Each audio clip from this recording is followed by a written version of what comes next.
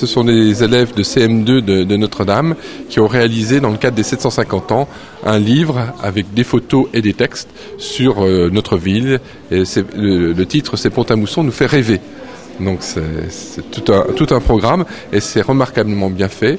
À la fois les textes et les photos, il y a de très très belles images de Pont-à-Mousson et c'est un ouvrage qui mériterait d'être un petit peu diffusé. C'est ce que nous allons essayer de faire. Je crois qu'il faut féliciter ces jeunes talents et puis bien sûr leur enseignante et la direction de l'école qui ont permis cette initiative heureuse qui arrive un tout petit peu après les 750 ans mais qui se place bien dans le cadre des 750 ans. On a fait des sorties avec la classe, 2 ou 3 sorties. Et on a réalisé cet album pour expliquer un peu les 750 ans de la ville.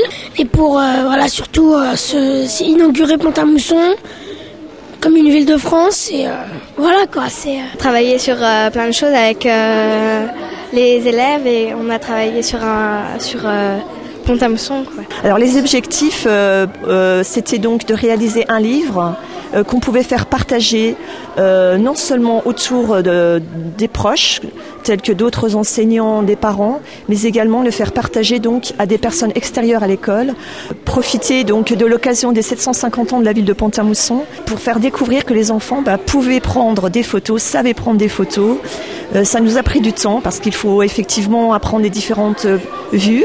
On a travaillé sur les plans de photographie, mais également travaillé sur le texte descriptif parce qu'il fallait également travailler autour du vocabulaire, de la formulation des phrases, mais également faire des recherches historiques sur les différents monuments qui composent la ville de Pont-à-Mousson.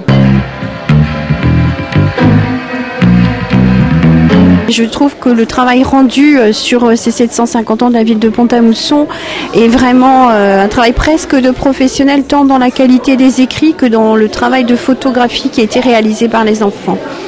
Un travail initié par leur enseignante, Madame Aubriot, qui a demandé une organisation particulière dans la vie de la classe et qui a énormément stimulé les enfants, qui leur a permis de faire des progrès en français, en écriture, de recherche et de découverte de la ville dans laquelle ils évoluent tous les jours.